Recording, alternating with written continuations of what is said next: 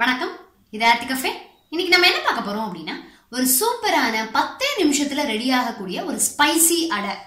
Spicy அடை செய்ய தேவையான பொருட்கள்: ஓட்ஸ் பவுடர் நியர்லி 1 கப்.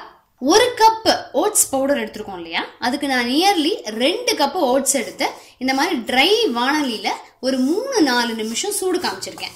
நமக்கு வந்து கலர்லாம் சேஞ்ச் ஆக வேண்டாம், ரொம்ப வறுக்க வேண்டாம். இந்த மாதிரி சூடு காமிச்சா மட்டும்தான் இது நல்ல பவுடர் ஆகும். ஸோ இந்த மாதிரி சூடு காமிச்சதுக்கு அப்புறமா ஆற வச்சு பவுடர் பண்ணினது தான் அந்த 1 கப் ஓட்ஸ் பவுடர். அரிசி மாவு 1/4 கப். ஒரு பெரிய வெங்காயத்தை குட்டி குட்டியா நறுக்கி வச்சிருக்கேன். ஒரு பழுத்த தக்காளி பழத்தையும் குட்டி குட்டியா நறுக்கி வச்சிருக்கேன். கரம் மசாலா 1/2 டீஸ்பூன். ஒரு பச்சை மிளகாவை சின்ன சின்னதா நறுக்கி வச்சிருக்கேன்.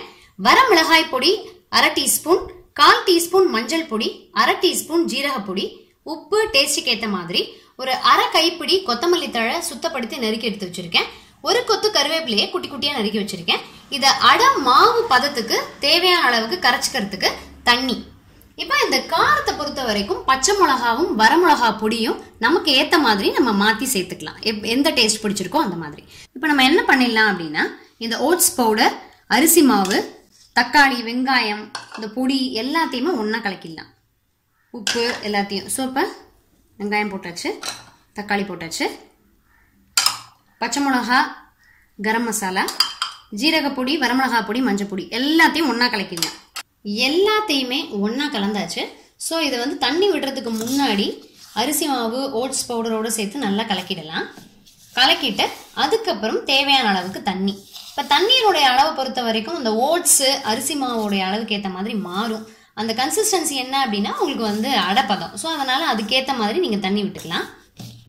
இல்லை கொஞ்சம் தண்ணி விட்டு நல்லா கலக்கிக்கணும், இல்லாட்டி அங்கங்கே உருண்டை கட்டிக்கும். ஸோ தண்ணி விட்டு நல்லா கலக்கிக்கலாம். கொஞ்சம் கொஞ்சமாக அந்த மாதிரி தண்ணி சேர்த்துட்டு கரண்டியில் நல்லா கலக்கி விட்டுருக்கோம். அடைப்பதத்துக்கு கரைச்சிட்டு பார்ப்போம். தேவையான அளவுக்கு தண்ணி சேர்த்து இந்த அளவு கன்சிஸ்டன்சியில் நம்ம மாவை கரைச்சி வச்சாச்சு. தோசைக்கல்ல அடுப்பில் போட்டாச்சு, அது நல்லா சுட்டுருச்சு. இப்போ நம்ம வந்து அடைய வார்த்தலாம். இது செய்யறதுக்கு 10 நிமிஷம் தான். காய்கறி நறுக்கிறது, ஓட்ஸ் அரைக்கிறது மட்டும்தான் நமக்கு வேலை. ஸோ இதை போட்டு ரொம்ப இழுத்து விட வேண்டாம். அடைக்கு ஏற்ற மாதிரி கொஞ்சம் இந்த அளவுக்கு மொத்தமாக விட்டு நம்ம ஓரங்களில் எண்ணெய் விட்டுடலாம். சுற்றி எண்ணெய் விட்டுக்கலாம். நல்லெண்ணெய் விட்டால் நல்ல டேஸ்ட்டாக இருக்கும். ஸோ இது அப்படியே நல்ல கிறிஸ்பியாக வர அளவுக்கு அப்படியே வேகட்டும். கலர் சேஞ்ச் ஆயிடுச்சு, வெந்துடுச்சு. இப்போ நம்ம திருப்பி போட்டுடலாம். செம்ம டேஸ்டியாக இருக்குது, பார்க்கவே செமையாக இருக்குது.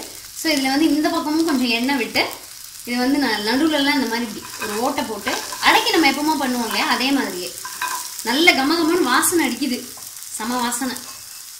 ஸோ அப்படியே சுற்றி விட்டுடலாம். விட்டுட்டு இங்கேயும் எண்ணெய் விட்டுடலாம். இதுவும் வேகட்டும். வெந்ததுக்கப்புறம் எடுத்துடலாம்.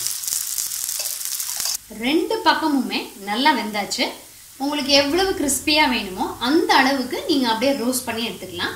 ஸோ இதை எடுத்து நான் பக்கத்தில் தட்டில் போட்டுடுறேன். டேஸ்டியான, ஃபென்டாஸ்டிக்கான, உடனே செய்யக்கூடிய அருமையான ஸ்பைசி அடை ரெடி ஆயிடுச்சு. இது சட்னியோடையும் சாம்பாரோடையும் பயங்கர டேஸ்டியா இருக்கும். ட்ரை பண்ணி பாருங்க, உங்க எல்லாத்துக்குமே பிடிக்கும். சீக்கிரமாவும் செஞ்சிடலாம். இன்னும் ஒரு நல்ல வீடியோல சந்திக்கலாம். தேங்க்யூ.